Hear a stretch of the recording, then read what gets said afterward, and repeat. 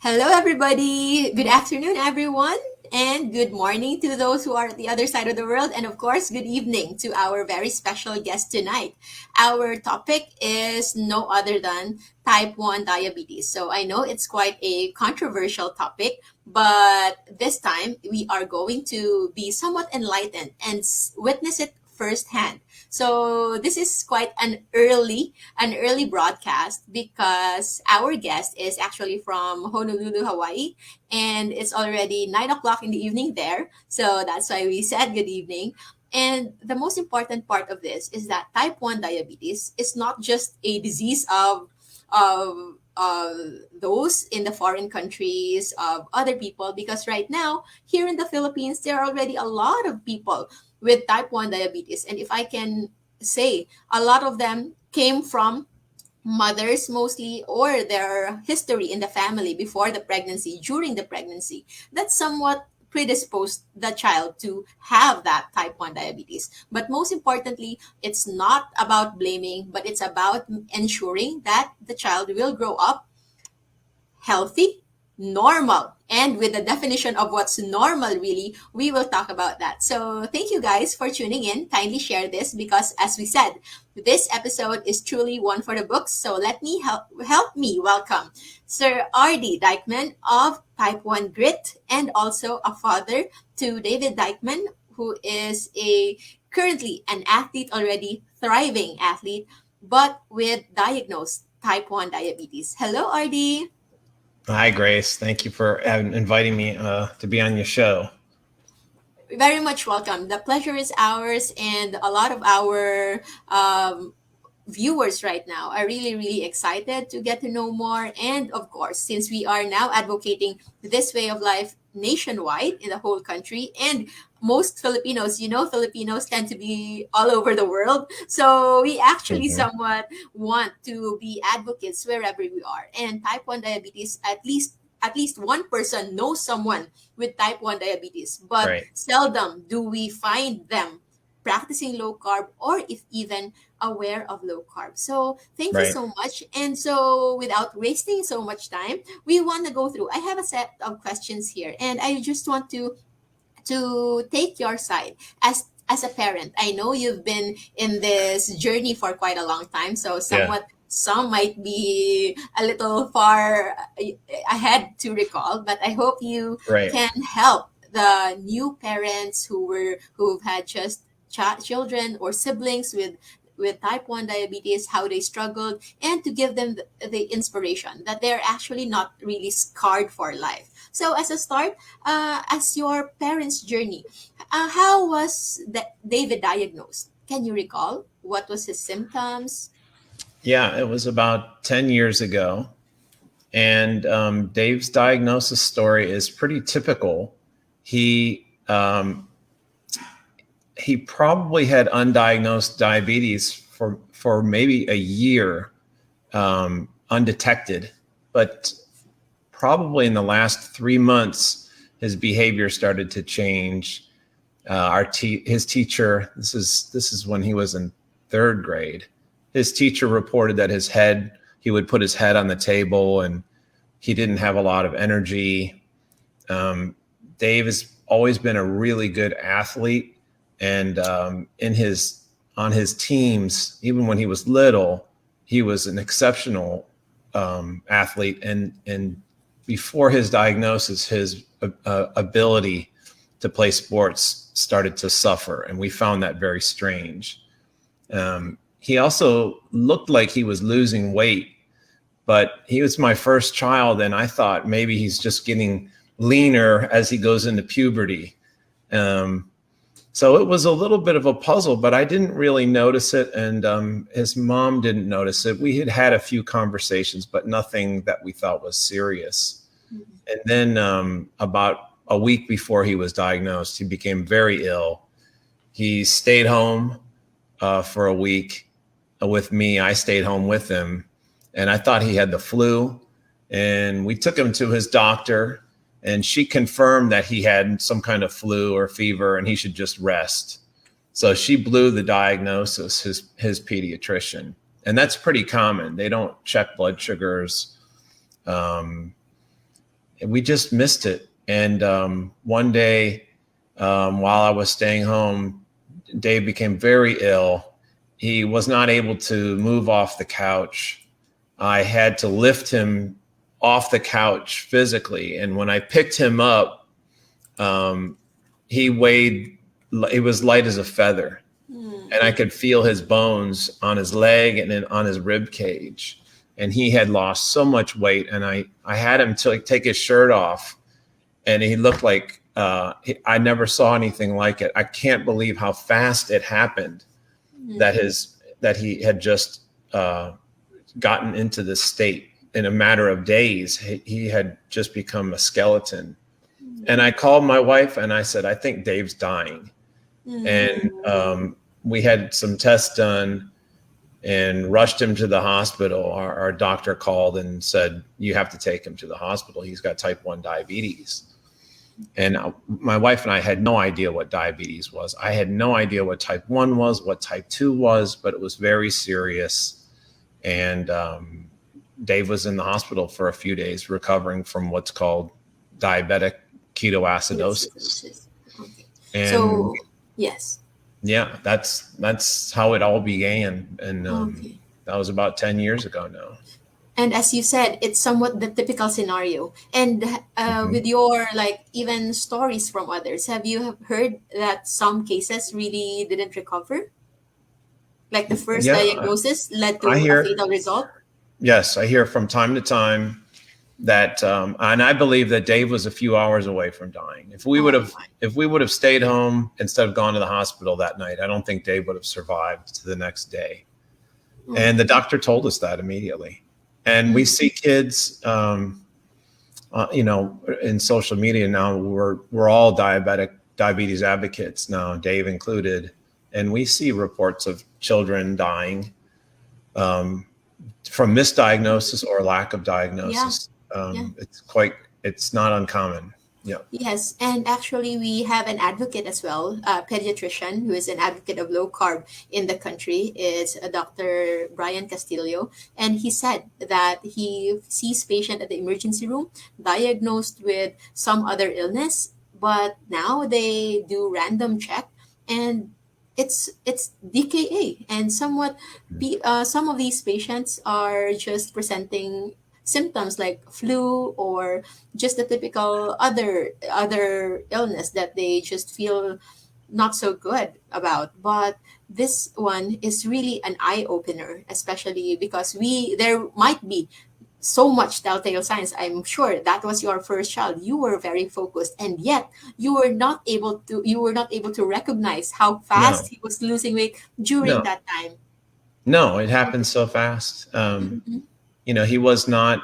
He wasn't an infant, and he wasn't even a small child. He dressed himself in the morning, and so I never saw him, with his shirt off or anything like that. So I never was able to observe his loss of weight clearly. Yes. But now when I look at the pictures, especially the 2 weeks before he was diagnosed, I feel, I feel like I made a real mistake, because when you look at his picture, it's pretty clear that something was What's terribly wrong? wrong. Mm-mm. So I do have some, I, I have a little bit of guilt Yes. and, Mm. but I can tell you, Grace, I had never heard of type 1 diabetes. I mean, I've Yes. heard of it, but you see it on You TV. wouldn't think it would happen to you. I didn't even know what it was. I thought people had to Oh. eat some candy once in a while or something. Like Mm. I never, it's funny because I, you think you would have come across it, but I never had. Mm-mm. Okay. So is it safe to say that you and your wife doesn't have any solid medical background prior to this? That's true. Yeah, that's Okay, true. okay. So Dr. Brian Castillo is actually here. So he said if the pediatrician was late in diagnosing DKA, the kid will surely die. And Yeah, others will be diagnosed as asthma. So this is no laughing matter. This is no small matter. It's really the life of the child. So after he was diagnosed, so what, and with a realization that 2 weeks ago you would have done something already to prevent that. So what were your greatest fears upon learning, say for example, what type 1 diabetes is? So for those of you who are watching, we are dedicating this episode for those with families with type 1 diabetes. So if you want to know more about it, just search in the definition and other details. But in here, since you already know that what type 1 diabetes is, how it is related to the blood sugar of the child, and how too much sugar can really put him in danger again, or too low sugar the Right. same way can happen. What were your biggest fears right after knowing that David had type 1 diabetes? Well, it was interesting. I think our story now becomes a little different because when we met with our endocrinologist, he, my wife knew him through some other relationships she had. So it's Hawaii, everyone sort of knows each other. Mm, And so I think because of that, and because my son goes to the same school that he went to, they made a quick bond together. And he was very honest with Dave about what he needed to do, because he told Dave, your blood sugar goes too low, you're going to pass out and faint. You're going to have a hypoglycemia attack. But if it goes too high for too long, you can get severe complications like blindness and amputation, and it's very serious.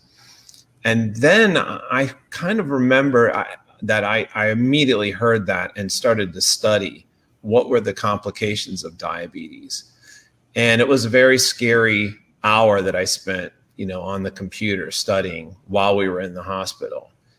And during the discussion with the endocrinologist, he explained how carbohydrates make your insulin or your blood sugar go up. And when you inject insulin, which you have to do as a type 1, it makes your blood sugar go down. And you have to balance that. That's the ball game that he taught us. And Dave was really he's a smart guy, and his comment, which is the classic comment on this story, was, well, then I just won't eat carbohydrates. what And, wisdom. and yeah, and the doctor and I laughed at him because we said, well, of course you need carbohydrates. Mm, You have to have energy. Everybody needs carbohydrates. And I can't say that stuck with me. mm, But when we got home, I said, okay, I'm smart. I'm a really smart guy. I can figure out how to give the right amount of insulin so he can eat his carbs and not go high and not go low. And I played that game for about 2 weeks with Dave while he was recuperating. mm, And what we learned was, and I took lots of notes, and I'm a scientist, so I took lots of data, and I measured out the oatmeal, and I measured out the cookie, and we would give them in precise weight amounts with the precise amount of insulin. And every time we would do that experiment, we would get a different result. Sometimes he would go high, sometimes he would go low, sometimes it would work, and then the next time he would go high again. And every time, and I was with Dave all day. My wife would come home from work and she'd say, how did it go? And I would say, oh, I think I got it. I figured it out. We can have oatmeal every day. And then the next day it wouldn't work. And after a while, my wife said, you're crazy what you're doing. It's not working. And she got on Amazon and she bought this book called Dr. Bernstein's Diabetes Solution, which is like one of the Bibles of low carb diabetes management. And RD, I'd like to cut off a little with that. yes, I would first, before going there, so yeah, I would like to emphasize. So you followed the diabetes guidelines. You followed the dietary guidelines, yeah, the standard one, yeah. before doing So, anything. so Okay, that's why I printed this out okay. before. So So yes, here's the kind of food they would tell you to eat. okay. Okay. What is They that? did not tell you to eat a low carb diet. This is what they told you to eat. Ready? Um, Ready? 3 pieces of pizza, a slice of chocolate cake. That's 165 carbs. Next one, um, 8 chicken nuggets, fries, and a peach milkshake. Uh, I don't know the carb, 150 carbs. I'll give you one more. A frozen pizza, 4 cookies, and 2 cups of chocolate milk. And I can't even add that. That's too high. That's so high I can't add. Okay. Okay. So those are somewhat like in the Candyland, the things that you can find in the Candyland.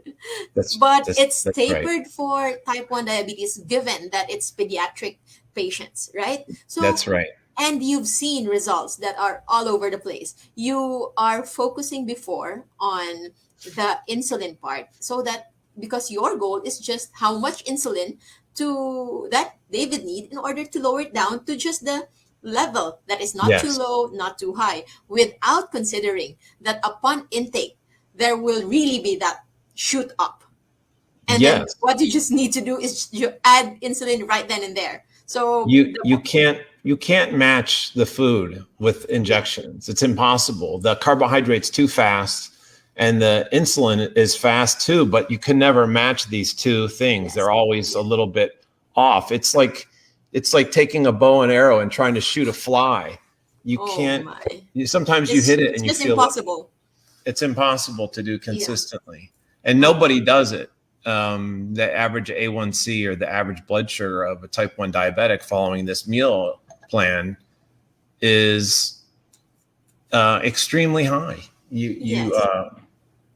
You know, you Okay. With that meal plan, what is the worst thing that you can imagine, that you can think of with that meal plan? If you can pick the first two things that you know, upon knowing what you know now, the worst ones that they included there.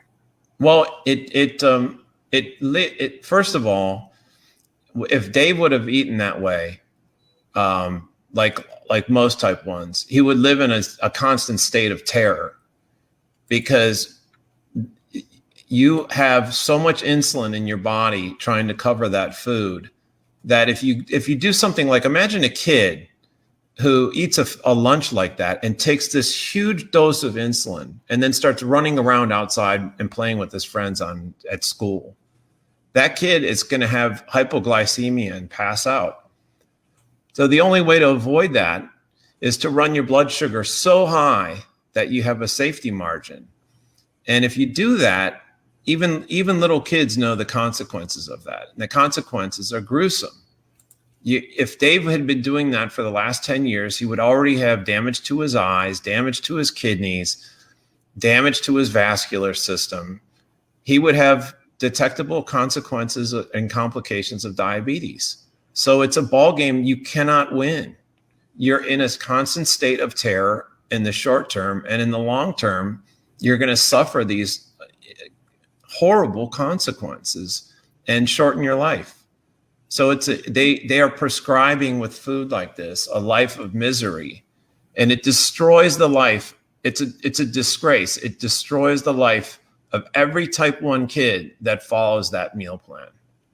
Thank you. Thank you for that. I would like to emphasize here. Can you still recall that when you did the standard diet for type 1 diabetes, what Mm-hmm. was David's A1C? Or at least if you didn't get it, at least an average of your daily monitoring. Yeah, I have the graphs still, and I share the graphs with people. And his average blood sugar was about 200, which is an A1C of 8%. But unlike the diagnosis where we were very unlucky, getting back to my story, Roxanne, my wife, we were lucky enough to discover that book only a month into diagnosis. Wow. That's So really good. we never had the high A1Cs for an extended period of time. I have the first month of data, but Yeah. we got lucky and we got smart right away. Oh my God. And I'm so happy David thank only lasted for 1 month with that diet, because A1C, as you can see, is it right? Around 8, maybe? Around 8%? Yes, Around 8. 8%. So, and that is what they are giving. But what is the number that they say will have complications? Well, they're changing their story. They used to tell you that 8 was okay, and that's a good target. And now, just recently, they quietly, and I'm talking about the diabetes associations, they acknowledge that elevated blood sugars cause damage to the developing child brain and a number of other complications, including increased mortality, meaning that you die earlier. And so they advise lower targets and really as low as you can possibly go without experiencing hypoglycemia. So I think the problem is that those associations, that little article isn't being spread around to the doctors and dietitians. And so when you are a parent of a type 1, when you go to your endocrinologist, it's almost 100% guaranteed that you're going to be told to eat the kind of food that I just showed you and run an A1C of about 7 or 8%.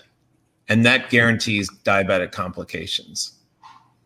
And I would like to emphasize with this for those who are not familiar. So HbA1c is supposedly an average of your blood sugar control for the last 3 months, depending on the life of your RBC. So just get this idea. Even if we say that they want to have a target of just 7, let's say for example they are now changing their line that 7 is already a good control. But how come that upon diagnosis of someone who is not yet diabetic in the first place, the cutoff is actually 7 itself, or more than 6.5. So why would you target an area where you were diagnosed? If you want to heal someone, why not move your target way lower? So the question here is very important as to why. And they say that yes, that can happen. And as per definition, I know RD is an author of the dedicated blog for diabetes, A Sweet Life. And the tagline there is that each diabetic is actually deserving of a normal blood glucose. So that Yes. is a very important line because most dietitians, most nutritionists, what they emphasize is not a normal blood glucose. What they emphasize, each diabetic is deserving to have a normal diet, to enjoy food, to enjoy all of these without considering that the main problem of diabetics are sugar itself, the sugar control. That's So right. so That's right. yes, so I'm so happy with that tagline, emphasizing on normalization, not the way of eating, but really on the blood sugar control, because that is where it all boils down. That's right. And if you look closely at the research, especially recent research, what we know is that elevated blood sugars at any level are the cause of both macrovascular, meaning heart disease, and microvascular, meaning kidney disease and eye disease, at any level. So you don't want to have elevated blood sugars at all, let alone an A1C of 7%, which is more than double normal. You want to have your A1C be at 5.0 or lower if you can get it that low. And you want to have blood sugars when you wake up below 100, preferably in the 80s. Um, Yes. and and and you want to have normal blood sugars, whether you're a diabetic or not. And the funny thing here is the definition of what's normal is even very distorted. Like an RBS, a random blood sugar, is considered normal as long as it won't go beyond 200. And if you are eating 6 times a day, 3 times a day, you are elevating that blood sugar that high. And I would also like to emphasize that I think the makers of insulin before were with good intentions because what they know before, 80 years ago, 90 years ago, weren't that much. So what they just know that diabetes have so much sugar in their blood and putting in insulin will lower it down. So with that alone, they maximize it, but without knowing that it's actually not just the sugar that's the problem. But eventually, too much insulin in the system will also cause so many damages that even that the problem now with diabetic is actually not just the elevated blood sugar, but the elevated insulin itself. Insulin resistance relating to metabolic syndrome, relating to practically all of the lifestyle diseases that we have today. And sometimes not even diseases that are not considered as lifestyle disease. But I'm so happy that David got you as parents and just 1 month. I think that 1 month is just the God's plan for you to have your own testimony, but no, not to risk David any further. And so, what happened in that first month, and when you found Dr. Richard Bernstein? And can you tell us a little about the great Dr. Bernstein? Well, I mean, I think the cool part of that story is when I got the book, I realized that kind of what Dave's idea was correct all along, which is that you want to minimize the carbohydrate. That's the whole key. And when I read that book, I thought, oh, geez, Dave is right. So we stopped the oatmeal, and I started making Dave, bacon and eggs for breakfast. And immediately the problem was nearly solved. And then because Dave is type 1, we had to learn how to use insulin. And that's very tricky. So it takes time to learn, but you can see that the problem is solvable once you change the diet. And it took us a few weeks, maybe a couple months, to really figure out how to change the diet and feed everybody. We all changed as a family. But after that, it changed everything about how the disease felt. It went from being this nightmare where I was terrified that I was going to lose my son, to kind of turning into a nuisance where it was like, Dave is okay, but every once in a while I have to give him a little bit of glucose to raise his blood sugar a little bit. Or sometimes he gets up a little bit, his blood sugar gets up a little bit, I have to give him an extra shot, or I have to wake up in the middle of the night. So it turned into kind of a nuisance. It turned into a little bit of a job, but it didn't have the terror. And I don't fear Dave getting sick or having complications anymore. It's an absurd thought. I think Dave is probably as healthy as any non-diabetic that we know of. His blood sugar is certainly normal, and he exercises and is very strong. So, it's been a real achievement by him to do what he's done. Yes. You asked about Dr. Bernstein. I can tell you about him too, because we wrote up a story about Dave in a magazine, or an online magazine. And we sent it to Dr. Bernstein, and we got in touch with him. And we decided through a conversation to start doing online videos. And so Dave and I have been producing his videos since 2014, and spreading the word that diabetes and type 1 can be controlled, and even kids don't need carbohydrates, they need normal blood sugars. And I think we've done a good job at spreading the word and getting it out. And you can see that there's so many people who are following this low carb strategy and thriving. I meet new people every day who have watched the videos and learned, and their kids, they're showing me their blood sugars, and the blood sugars are flat. Or even adults who have been type 1 for decades are changing their lives. So it's we've kind of turned into advocates. So I would like to emphasize, so you started Dave's story 10 years ago, and right now he's already 17. So that's somewhat quite a long story. And people are saying, maybe it's just a fad. Maybe it's not long term. So is it correct that Dr. Bernstein himself is the living testament of this lifestyle? Oh, yeah. Well, I left that out, right? Dr. Bernstein is, Dr. Bernstein was diagnosed when he was 12. He's 87 now.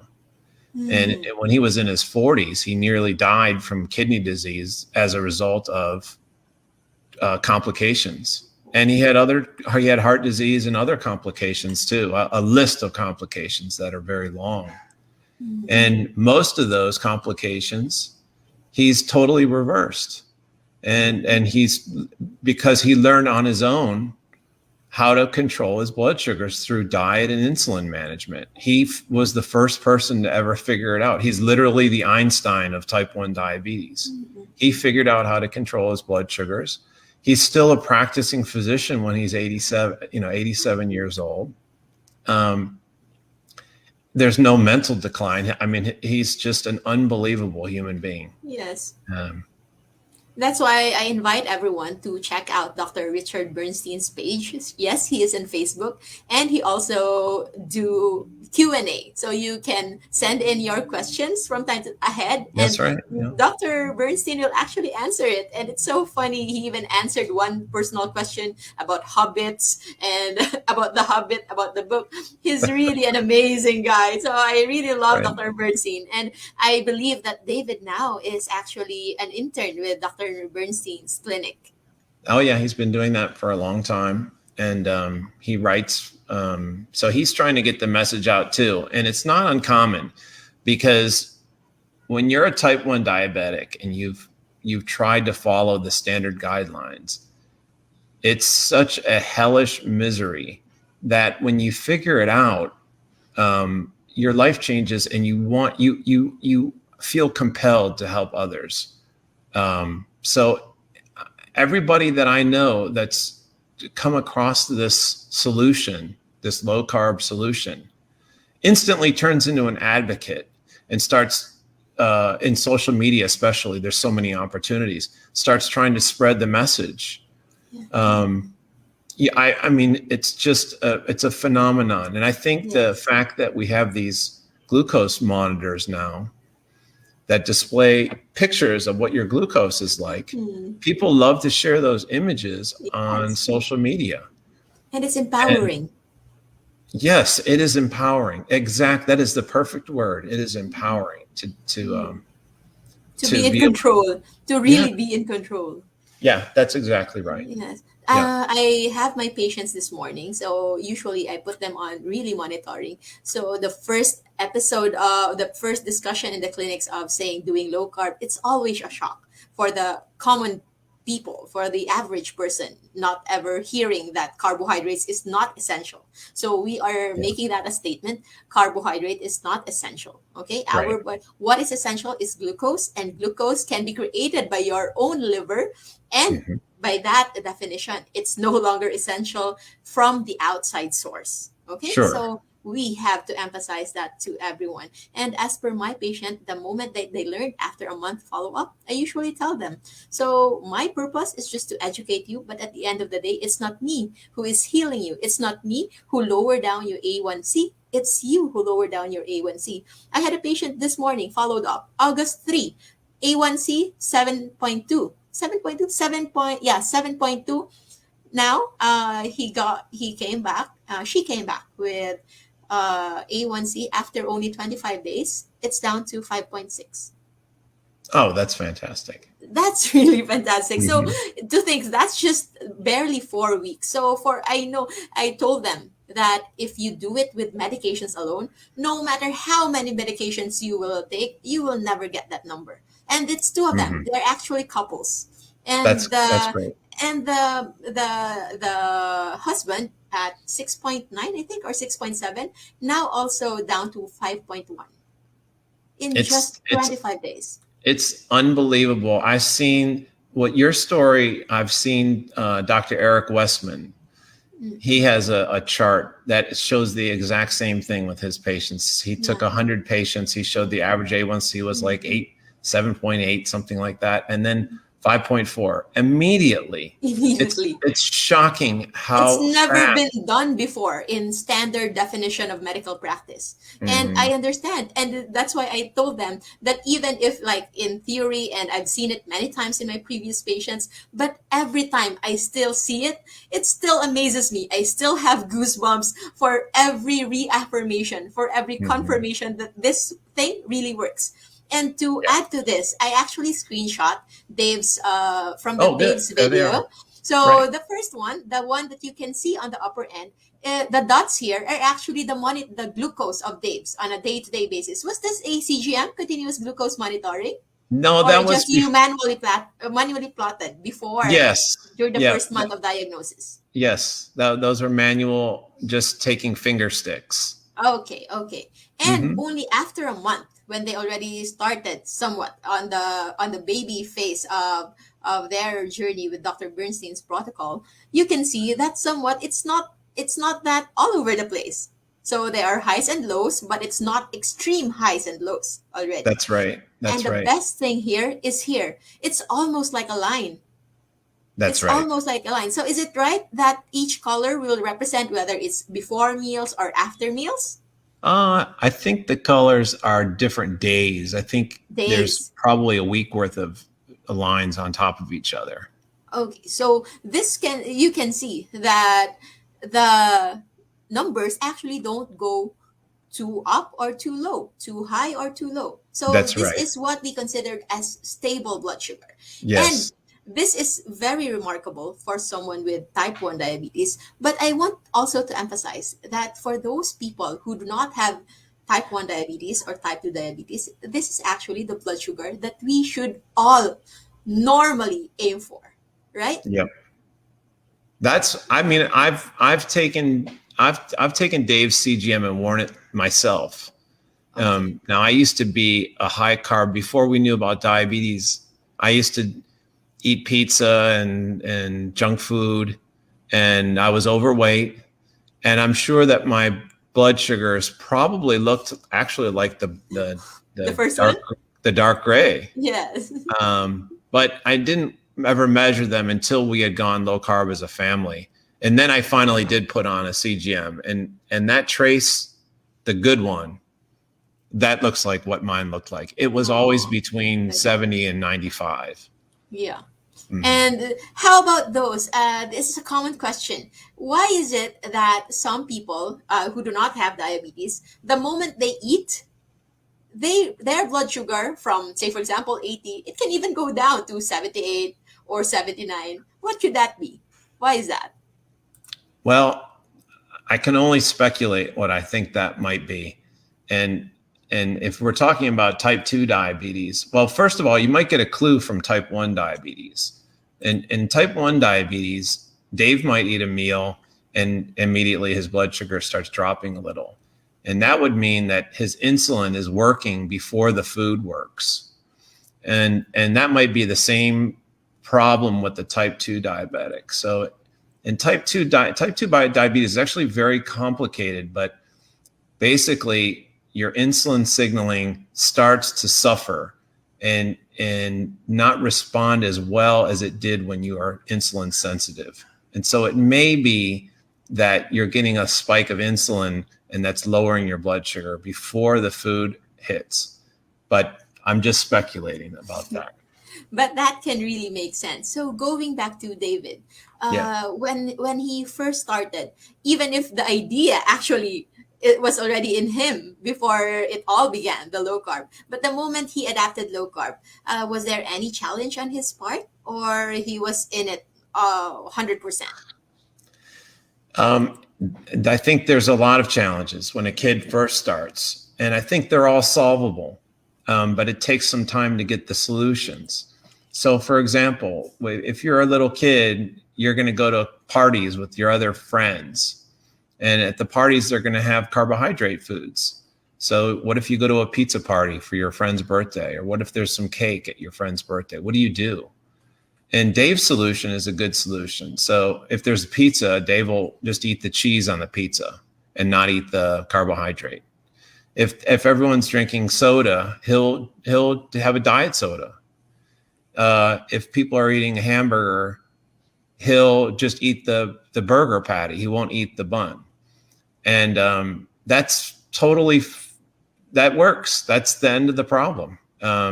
He doesn't want his blood sugar to be too high or too low, so he avoids the things that will cause that to happen. Yeah.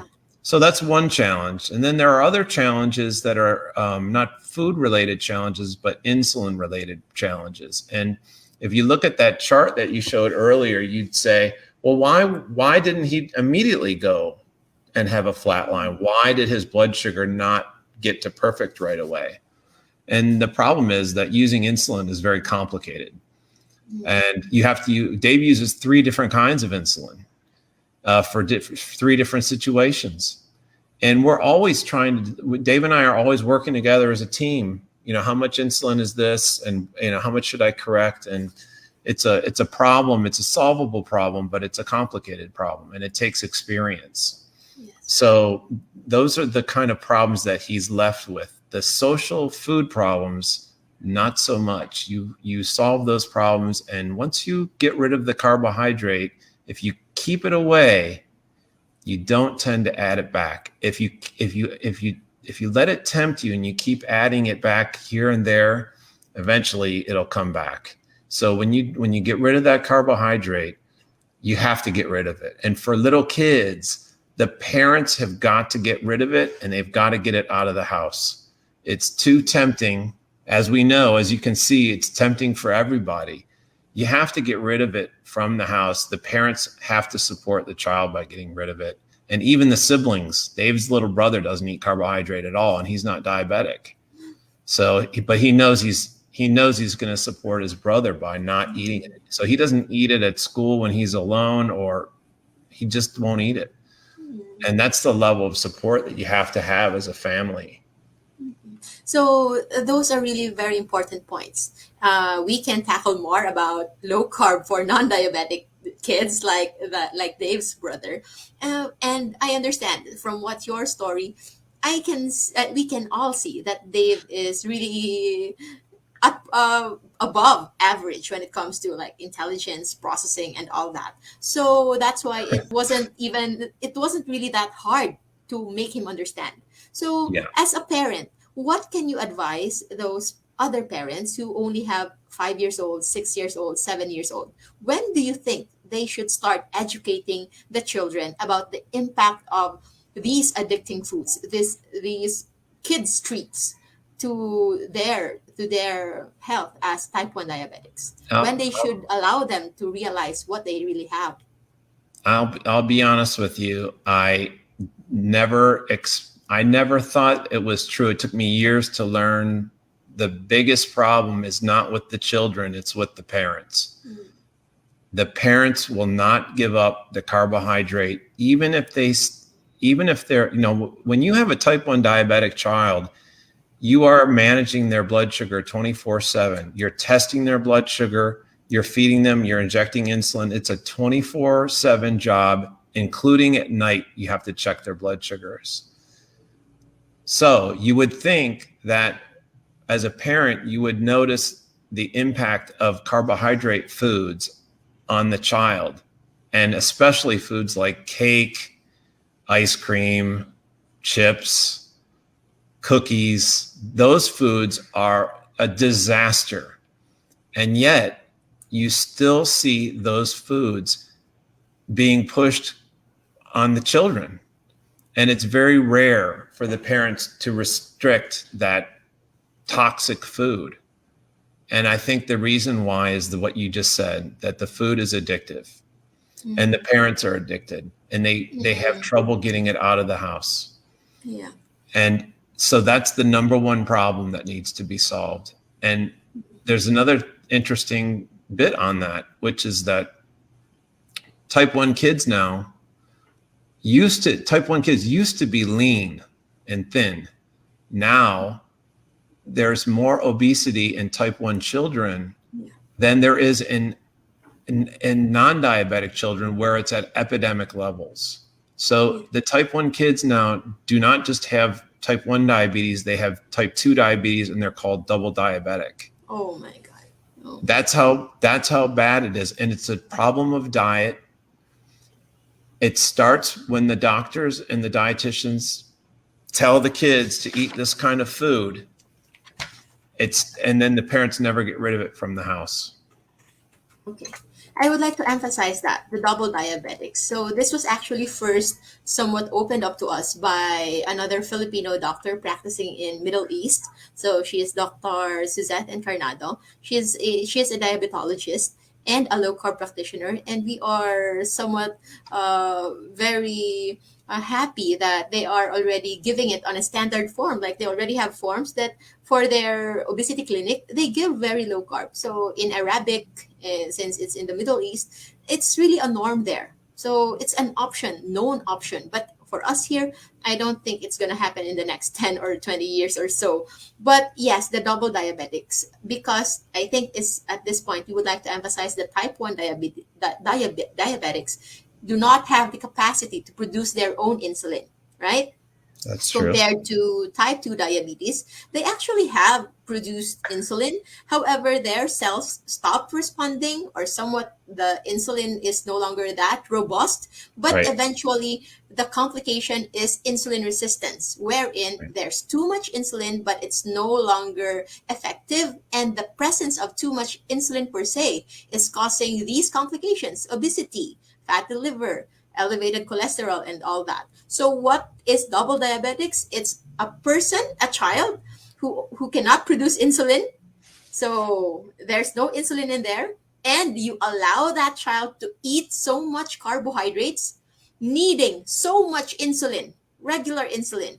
And that insulin can still lead to that some degree of insulin resistance. The difference between the insulin resistance of double diabetics and type 2 diabetics is just the insulin resistance of double diabetics came from exogenous, artificial, injected insulins. So those are really very, very important thing, because we all thought that insulin is just an answer, without considering that that also can cause so much problem if not done the right way. And if I may ask, as based on your experiences, and of course you as an advocate now and as a founder of type 1 grit, for those who are starting, since type 2 diabetics, there are type 2 diabetics who are dependent on insulin, and the moment they do low carb, eventually they no longer needed it in a month, or maybe I even have patients who discontinued it on her own after just barely 2 weeks, and everything is normal. And how about with type 1? Since they are somewhat insulin dependent, what is the purpose of insulin injections for type 1 diabetics doing low carb, or very low carb, or even zero carb? That's a good question. It's a complicated question. I've when you started asking that question, my mind went in a million different places. But let's take Dave as an example. Um, Dave, I said Dave is taking 3 different kinds of insulin, but yet Dave is eating very little carbohydrate, probably less than 20 to 30 grams a day, and the carbohydrates he's eating are from nuts and from vegetables. So why does he need so much insulin? The problem is that there's an idea that's taught to us as new parents that insulin is only working on glucose and shuttling glucose in and out of cells. But insulin has many functions in the body. Protein, dietary protein, is metabolized through insulin. Your liver is kept in check. It functions by having the proper amount of insulin in the body. So, and even fat requires insulin to some degree. So, the priority of Dave's insulin that he injects is not for carbohydrate metabolism. It's for those other functions, and those functions are vital, especially for a young person. You take a guy like Dave. Dave's grown from a little boy to a tall, strong man over the last 10 years. And the insulin that he's injecting is to cover protein nutrition. And that's the context that we want insulin in. Especially for young people, we want insulin to be a hormone for nutrients and protein. We don't want insulin to manage a heavy dietary energy load made from processed food, where insulin is constantly trying to shove in the food that you're eating into your fat stores and hold it there. So I like to look at the insulin problem. And also, by the way, with Dave going through puberty, his insulin demands are quite high because there are counter-regulatory hormones, growth hormones, that make Dave insulin resistant, but not in the type 2 diabetic way, in a sort of natural way where he's growing. So we see kids from the age of 8 to 17, we see their insulin demands go way up and then come back down again as they become adults. And it's because they're growing. That's the right context of insulin. The wrong context of insulin is obesity and overeating of processed carbohydrate. So, anyway, that's one answer. The other answer is that there are families who, now type 1 occurs in stages. So if you catch it late, like we did with Dave, he no longer makes any insulin. But there are some families who are luckier or smarter than we were, and they catch it early. And when you catch it early, you catch a kid or even adult who's still making some insulin, and they're able to metabolize the food they eat if it's low carb without injecting insulin, or by just injecting a few units of insulin. And that's called a honeymoon. And that's kind of a precious situation because it's much easier to control blood sugars in your honeymoon than it is when you're completely unable to make insulin. And we do see a lot of people on social media who catch their child's disease early and are able to sustain using just one type of insulin and a little dose, or maybe they only take 1 unit for a big protein meal, whereas Dave might need 7 or 8 units for the same meal. And that's just because they caught it early and they went low carb. So that's something that Bernstein talks a lot about too, about his patient experience and keeping his patients in a state of honeymoon for a prolonged period with a low carb diet. So there's another benefit of the low carb diet that you're not told about as a newly diagnosed. Instead, you're told the opposite, right? Let me grab the menu again. That's what you're told. And what that does is it cheats the child and the family out of having the potential for a long honeymoon where the child can have less of impact of their type 1 diabetes in their life. And that's another sad outcome that's never discussed. Yeah. So thank you for pointing that out. So to emphasize, okay, insulin here, we are not against insulin, but we actually want to work with insulin the best way possible because insulin is essential for growth, especially for growing children. This is a very familiar because we actually we have an ongoing diabetes masterclass to promote this. And we are so happy that we have coaches now all over the Philippines. Right now, we are nearing almost 150.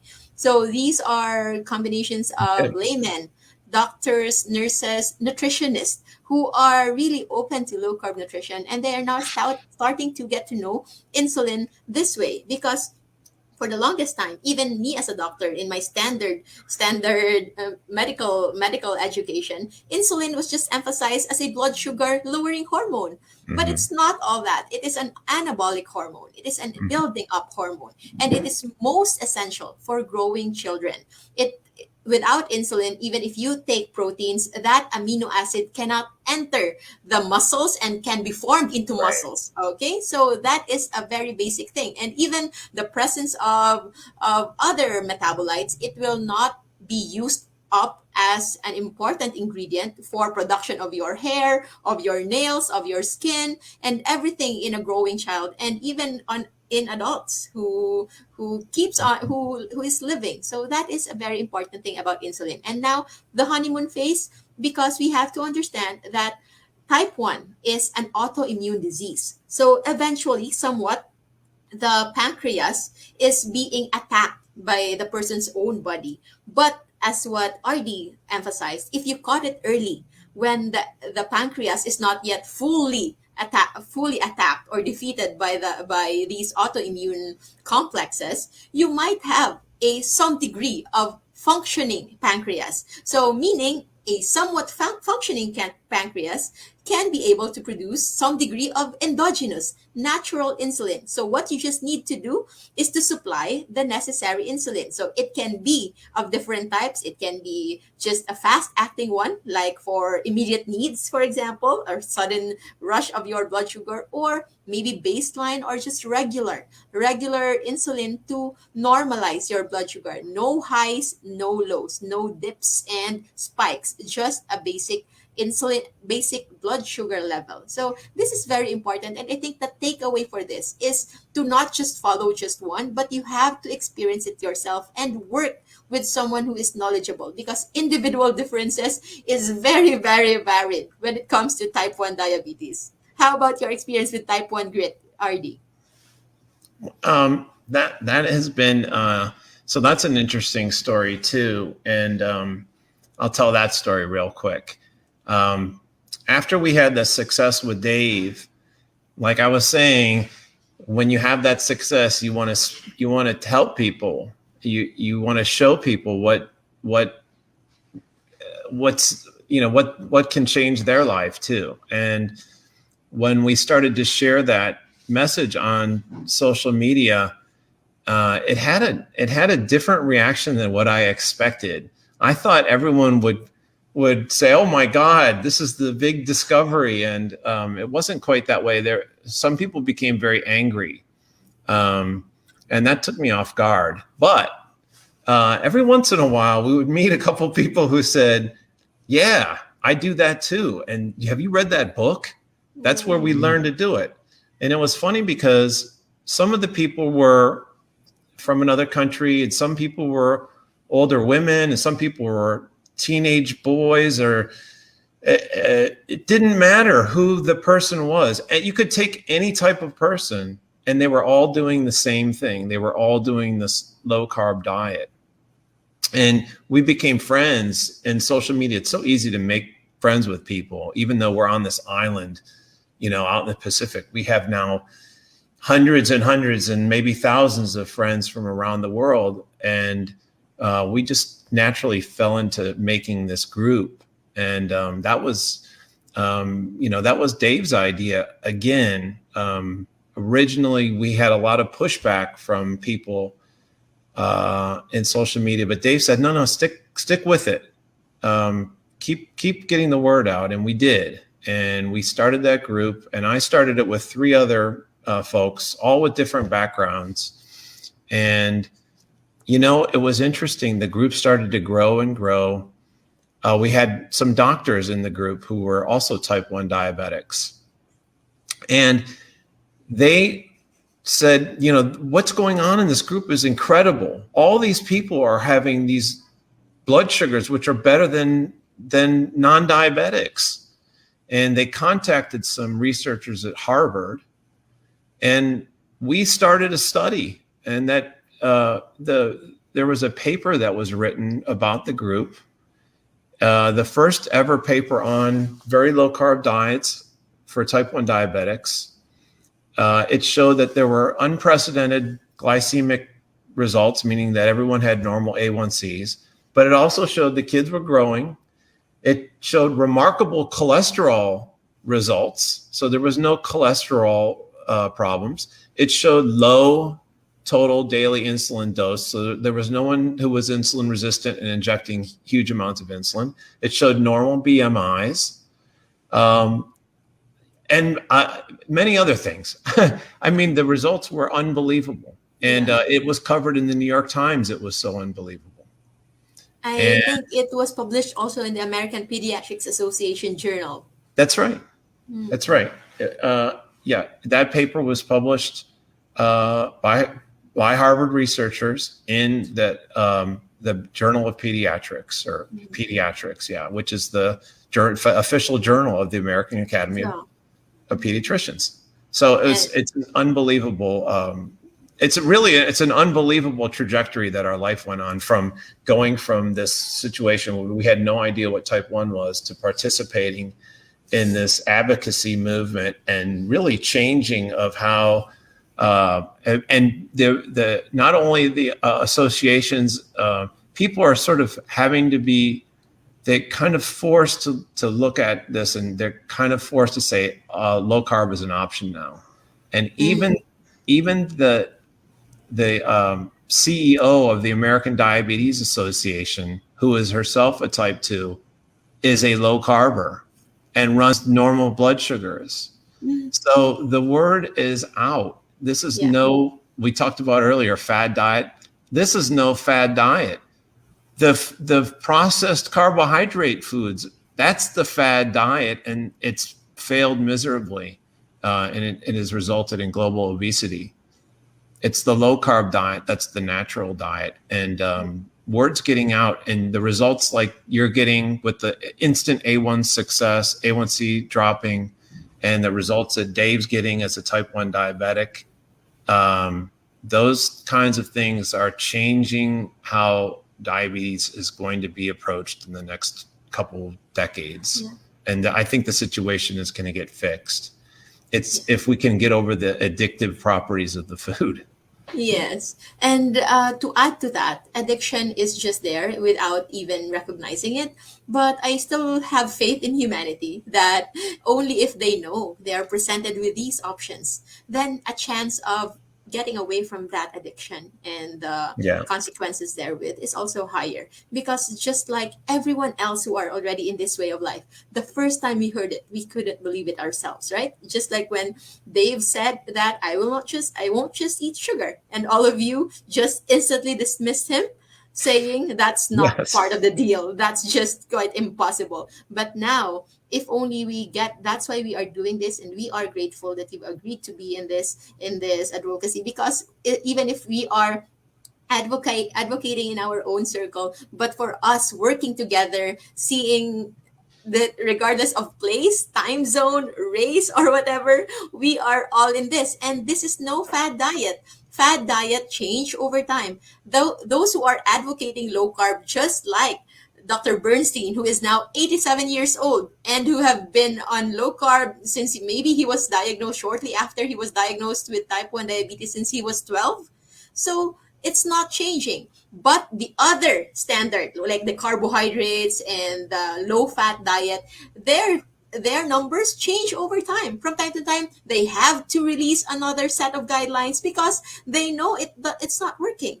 And we are hopeful. We are positive that right now, with the advent of social media, of the internet, the truth cannot be buried any longer. Right. But we have to be loud. So by loud, Let's be I loud. ask all of you. I ask all of you to really share this video. You wouldn't know who will get inspired or who will get educated.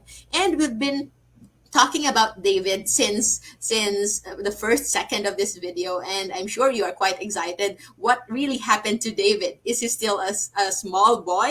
And now I will show you who is David now. So that's David. And can you tell us about David now, Artie? Sure, sure. It's my favorite topic. Yeah, he's a senior in high school. He plays quarterback. Um, he's a big, strong guy. He lifts weights and exercises, and he's probably in a few months he'll be stronger than I am. um, and he's doing great. He's living the same life as any normal teenager, and he's as healthy as any teenager. And he has, most importantly, as a teenager, you want to have a bright future and a lot of hope for your life to come. And he has that. And he has that because of the low carb diet and what Dr. Bernstein has taught him. He has hope for the future. He can think about getting married, having children, having grandchildren, and leading a long, healthy life because of the things that he's learned and how to manage his condition. And his mother and I couldn't be more proud of him. And we'll never go back either. We're low carbers for life to support Dave, and we just love him with all our heart. And it's tremendous to have such a wonderful child like this. Oh, that's really beautiful. And I think you mentioned a while ago that Dave's values, that as what we can see here, an A1C of 4.8, right? It's just the best among type 1 diabetics, and his physique is really, really healthy. And I can really say that maybe he is even healthier, metabolically wise, than typical children of his age without diagnosis of diabetes. Would you agree with that, RD? I think not only is he obviously physically as at least as healthy, but I think without having to experience these constant ups and downs, and not just the fear, but that plays a terrible toll on neurotransmitters and the physiologic effects on the brain from going up and down like that. By not having that, he's psychologically healthy and happy. I don't think it's possible to be up and down and feeling terrible all day long and not have that affect your life. So he's healthy and on the inside as well as being healthy on the outside. Oh, that's really, and it really shows with his skin and how he looks and how his brain functions. Amazing. So you really know that he is thriving. He's not just living or surviving, but he's thriving in this life at his age. And we have one question here for you, RD. Many diabetic and thyroid patients in advocacy groups complain about their endo being outdated, dismissive, and outright rude for not being open to listening to their symptoms, etc. Many complain of having been misdiagnosed and undiagnosed because many endo refuse to do the proper test or panels for proper diagnosis. I think it applies as well to other medical specialists who are very traditional in their approach and not open to unlearning what they know. And I think it's a problem that we are all seeing. And that's also the reason why we are doing this. But what can you say with that, RD? I think that's another huge problem. Um, when I talk to parents who understand what Dave's doing and they're trying to go low carb, they also get the same instantaneous results that you're showing with your type 2 patients, where the A1C drops fast. They have the same result. On their blood sugar meter, you can see the instant improvements. But when they go to get a pat on the back or a congratulations from their endocrinologist, they find that their endocrinologist isn't happy and is urging the patients to run high blood sugars. We ask Dr. Bernstein that question very frequently. He gets the same question. And his answer is a little bit dark. And what he says is, well, he says two things. One is that it's possible that the endocrinologists simply don't have any idea how to control blood sugars. They don't know anything about low carb nutrition. That's one possibility. The other possibility is that they're afraid of getting sued, and their strategy is to run their diabetic children or adults so high that there's no possibility of hypoglycemia. And of course, if you run high like that, you're going to suffer from the consequences of high blood sugars. But the doctors can't be sued for that. So they settle on high blood sugar targets to avoid hypoglycemia. And his solution, his way out of that problem, is to try to find a new doctor. And it doesn't have to be an endocrinologist. Find a family doctor, someone who is sympathetic to your situation, wants you to be healthy, and can help you get the medications that you need. But it's a big problem. I don't know what the solution is. That's a tough one. You And got I to be think, loud, right? yes, You got to be yeah, loud. we gotta be loud. I think that's the only one because, like, I think in behalf of the other doctors, I really believe that no doctor would really want to harm patients, but our capacity to help patients will also be dependent on our experiences, and our experiences can be dictated by what we've learned in medical school and what we continue to learn on our own and our practice. So if we just based our learning on what's being given to us, what's being brought to us by, say, for example, pharmaceutical representatives going to our clinics, giving these flyers and samples, then our focus can be just limited to that. But if you are not already satisfied with how things are doing. Or sometimes, like for me myself, my experiences would be more on personal. I came across about this not actually for my patient but for myself. And I think I have something that what you're looking for. Why you advocated this in public in social media? Because that's what we always say. The moment you realize the science behind low carb, why this works, it is just too compelling, and you can never stop yourself from spreading the word, from getting excited.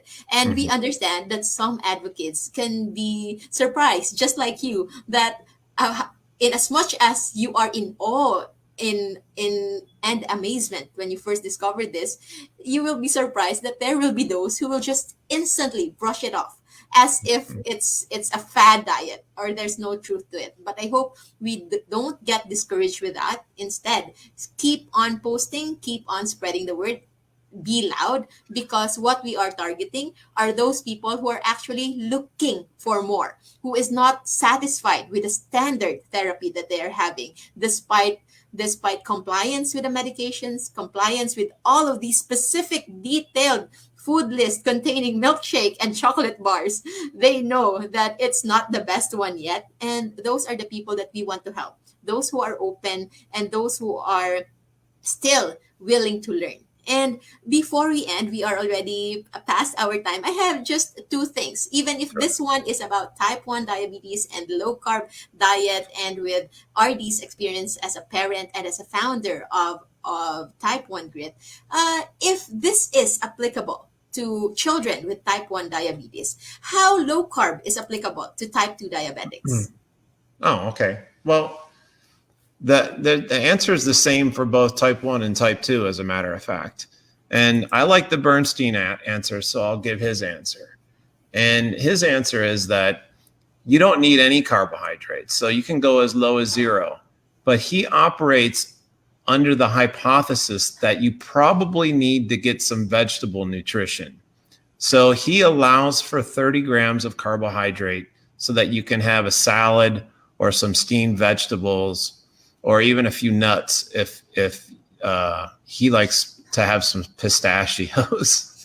And his lunch he has like 20 pistachios that he counts out. So that's the point of carbohydrates. Other than that, and it would be nice if the vegetables came with no carbohydrate. By the way, there's nothing about the carbohydrate that we need. Like you said earlier, the point is that there's probably some phytonutrients in the vegetables that are of value. And so, what does that mean? It means that we make, instead of rice, we make cauliflower rice. So if I make a steak or some chicken for dinner, we'll serve a couple scoops of cauliflower rice, and that'll be one of his vegetable sources of nutrition for the day. Dr. Bernstein typically allows 30 grams a day for an adult and less for kids, because 30 grams of vegetables is actually a lot of vegetables. If you measure out 30 grams of carbohydrate vegetable, that's a lot. And if you take like a 4-year-old, it's impossible for a 4-year-old to eat a big bag of broccoli, probably. So he shoots for less by body weight for children. Okay. So So the 30-gram limit is actually not to target the carbs, but it's just like an approximate so that you can get some degree of vitamins and yes, minerals and nutrients coming from those vegetable sources. yes, and you're not allowed to save up 30 for 3 days and then get a 90-gram donut.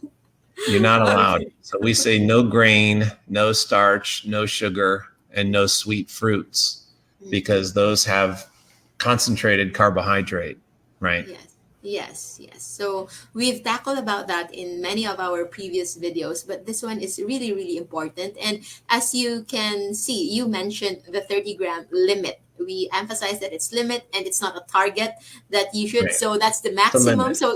So if you choose to just have 10 and 20, and that's okay. That's okay. So That's right. I would like to emphasize. Would you still happen to know what's the target carbohydrate intake of the American Diabetes Association per meal? Wow, that's an interesting question You because do, you I know? would ask them that in the past on social media, and they would respond with a quantity.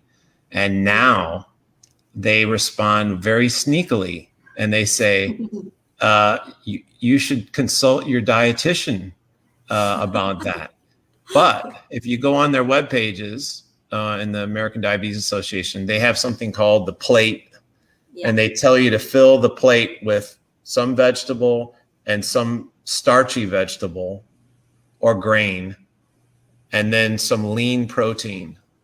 So they're still sticking with the high carbohydrate, low fat diet, but they're trying to get away from telling you how many grams or what percent, because it seems like they're afraid of something, right? They're afraid of those numbers coming back to haunt them. So they've tried to erase history. And you can still, if you're good on the internet, you can still go Yeah. back and uncover the truth. But And actually, even if I've asked you that, when I did my own research on like how to handle insulin injections and all that, because my practice really, although I have that in my medical school, general internal medicine study, but my practice is actually ENT. So we don't really prescribe insulin on a day-to-day basis. So I have to have my own research on this. And what I found out is their target carbohydrates for a normal adult is actually 60 to 70 grams yeah, of carbohydrates per right, meal. That's right. not per day, per meal. And how many meals do they give? It's five. It's three major meals plus Oh my God. snacks in between. So can Right, you the imagine? snacks. Yes, there's snacks because actually, when you're fueling in glucose, you'll really need snacks because every 2 hours you'll get hungry. That's right. The at least in the United States, the trained dietitians, they act like snacks are of vital importance to an adult. You should constantly be eating, and then they wonder why there's so much obesity.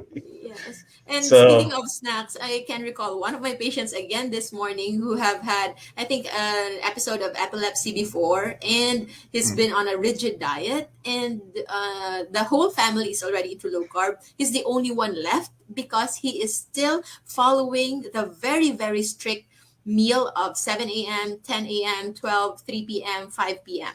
And what is he is saying with me is that he's emphasizing, and he's somewhat very proud that in the morning he would make an watermelon juice with all of these milk and sugar in it, mm, and in the afternoon he would make a berry shake or fruit shake, something like that.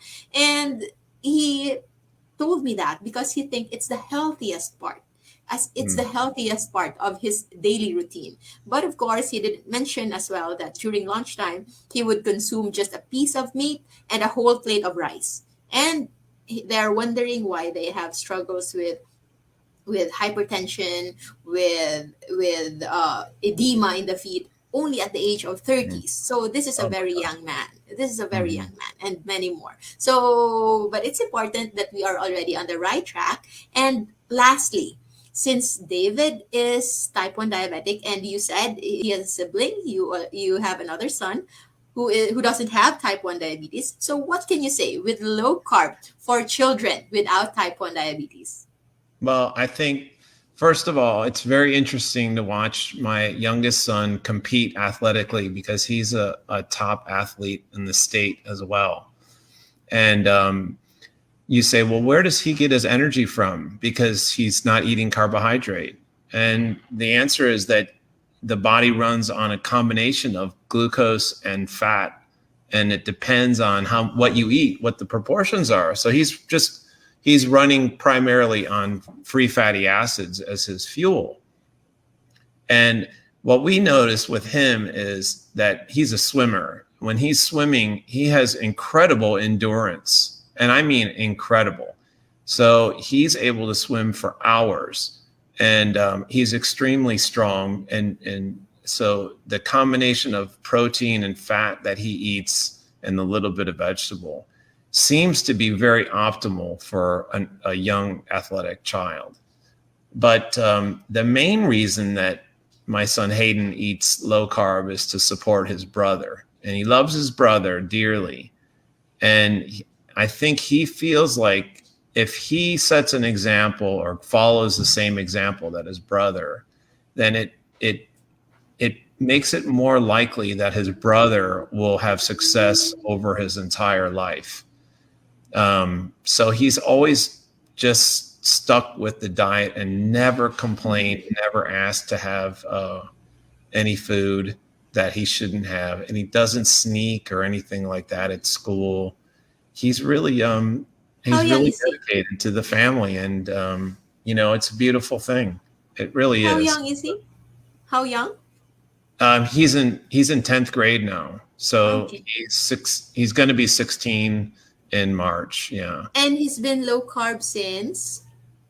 Well, basically around 6 or 7, I guess, right? Okay. That's the math. So pretty much forever. He never really probably remembers. Okay. That was a long time ago for Yeah. him. So So it's like a lifetime of his memory. It's yeah, like and this is his normal. that's right. And another benefit, is it's type 1, type 2 diabetes and obesity are so common that I think every kid growing up has about a 50% chance of becoming obese in type 2 or having metabolic syndrome. And I can guarantee you that if my son Hayden is the non-diabetic, if he follows this low carb diet, he won't even come close. It's virtually impossible to become a diabetic if you eat this fad diet that we're talking about. If you eat a low carb diet, which is basically protein foods, vegetables, some nuts, maybe a couple of low carb treats now and then, that's the end. You will never develop type 2 diabetes. It's impossible. I think it's basically impossible. It's impossible to be overweight. I eat as much food as I can eat without, and I can't really gain weight, not like I did before. So I think not only is it reversing in your patients, but it's stopping the development for young people where it's such a problem. Yeah. So going back, as you can recall, to my patient, the one with 7.2 and now at 5.6 HbA1c in just 25 days. When I first saw her, because I knew her daughter and I asked her to take the labs before starting day one of low carb. So that was the 7.2 is really her typical diet. And when she asked before, what's my diagnosis? I told her diabetes. If you've come to usual doctor, you would be started with medications right then and there. Right. But since this is your first time, let's try to adjust your diet. And now she asked me again, so what's my diagnosis? So I say, you're not diabetes. You don't have diabetes because it's That's right. 5.6. It's really, really normal. So it's amazing. So before we end, I would like to emphasize on what you mentioned. So your youngest son is doing low carb. The motivation is his love for his brother, right? Yes. But his biochemistry, does it support it? Well, I think it's optimal. And by that, you are saying he's basically fueling not on glucose but on fatty acids. Are you referring to fatty acids alone or does it include ketones? Well, so ketones is an interesting topic, but if you tested the family, if you tested my ketones and Dave's ketones and Hayden's ketones and my wife's ketones, yes, you would find that we're all positive. We all have Some degree, some degree of slight, ketone. mild ketosis. Yes, and the primary fuel source for Hayden's muscles is indeed free fatty acids, but the ketones do other things. They fuel other parts of the body. Yeah. And in the sport that I mentioned, the swimming, where he has a lot of endurance, it's very interesting. You can play games with a ketone meter if you have one. If he comes out of the pool after practicing for several hours, what we find is that his ketones are high. And that means that the body has recognized that there's a need for let's say the generation of fuel types in the metabolic fuel types to fuel what he's doing. If you did that same measurement for a non-diabetic kid who's on high carbs, they wouldn't have the ketone levels that are the same. They wouldn't be able to turn on that metabolism the same way. And the reason why is, if you watch these kids before they exercise, they're all eating candy Yeah. basically before they Mm. exercise. So we would go to a swim meet and the kids were being fed chips and grapes before they swim for Mm-mm. energy. And And what will your kid would have? I found that very odd. And my kid did not participate and he beat everybody. So So he doesn't have any like recovery food or in between food during the event. he doesn't need to eat in the event, but after he came home and his Of ketones course, were he would be elevated, starving. it's time to eat some protein foods, right? Yeah. So Yeah. he had a big steak, as a matter of fact. And then in the next morning, we measured his ketones for fun, and the ketones came back down, To the normal. which is how it works. Yes. If you're measuring those kind of ketones and you don't have type 1 diabetes, it means okay, you Yes. need to eat. And for this, I am actually focusing on that because children, parents of children without diabetes who are considered as normal children, they are afraid to put their children into low carb because they consider children as pure sugar burners. And the only one that we can emphasize, if there is generally, naturally, metabolically flexible in the world, it's actually the children who can easily adapt. That's true. That's true. I would advise the parents that I think they should start looking around at their children's classmates and see what they're eating and look at their condition. Because when I was a kid, we had one. And my friends too that I meet who are my age. I'm 50. There was always one kid in class that was overweight. One kid in your school that was overweight, and now it's like all the kids are Majority. overweight. And I Yeah. looked the other day, by the way, I looked at in my sixth grade yearbook, I looked at the kid that we thought was overweight at the time, and I looked at him, and he wasn't overweight at all compared to the kids today. So, so this idea that we should be afraid to not eat carbohydrate is backwards.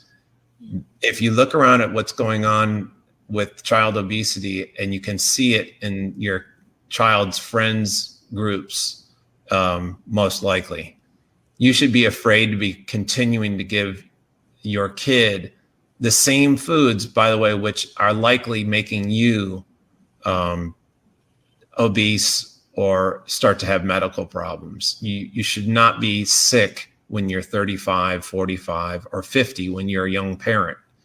And what's making you sick is the carbohydrate foods, the processed carbohydrate foods. And those foods, you need to get them out of the house for yourself, and you need to get them out of the house so that your child doesn't become in the same condition. Yeah. And what are you going to replace it with? You're going to replace it with healthy protein foods and vegetables. You're going to have, and that's the ideal diet. And everybody knows it, by the way. If you saw the kind of foods that Dave was eating, a beautiful plate of chicken or a hamburger and a side of vegetables. Everybody knows that if you are training to be an athlete and really protecting your body and trying to develop, that would be the proper food source. So it's not the orange juice and the cakes and the cookies and the lunchbox and the buns and so on, the sugar buns. It's not that food. That food is not going to make your child ultimately happy at the end of the day. It's going to make your child sick over the long pull. And that's not what you want as a parent. As a parent, it's all about the long game and raising a child to be a healthy and happy adult. And you're not doing that with this processed food diet. And what I always say, we had a medical mission yesterday at the far-flung areas in the coastal areas here in the Philippines, and I've received a lot of mothers carrying their children, all complaining that their children do not have the appetite; they won't eat. But when I ask, how about if you give them biscuits or juice, and they will say, of course they will eat. So, Yeah. and you're looking for answer from me. So we just need to do some more health education, and it will start by what you bring into your home. So start cleaning your pantry and try to know which foods are really real foods. And for children, I always say, what will make your children grow is not the bread or the rice. It's actually the meat. It's the viand. It's the proteins. It's the chicken. It doesn't need to be expensive. It's the eggs. It's the small fish that you Yes. can buy. So all of that. Yes. So thank you so much, RD, for gracing us with your presence. I hope to have you again soon with David. And for Yeah. any last message for parents of diabetics and non-diabetics children. Oh my God. No, but I love the be loud. That's my favorite Okay. thing from the hour. I'm gonna remember. I'm inspired to be loud, and I really appreciate you having me on and allowing us to spread this message. I think we're making progress, and I'm really glad to meet you and see what you're doing. And it makes me feel good to see that other people are pushing like we're pushing. So thanks for having me on. Thank you so much. The pleasure is ours, and we are looking for more future. And of course, making as we go louder, there will be more of us, and eventually, low carb is going to be a normal word of mouth. That's what my brother used to say. Maybe someday, when you see someone improving after a long while, like from a fat getting muscles or thinner, you can just ask. You can just ask right away, are you doing low carb? Yeah, That's yeah, love how our that's car. our goal. That's our goal, to make it a common language, an everyday thing. And even if we are somewhat saturated with this knowledge, especially in our communities, life without rice, low carb feasting and fasting community, and of course, RD Dykeman's type 1 grit, we are still the minority. And as we end this, we go and be loud. Be loud, everyone. I'm Dr. Josephine Grace Rojo, and we have RD Dykeman of Type 1 Grid. Thank you very much, and we'll see you again next time. Thank you. Bye bye. Bye. And I think we're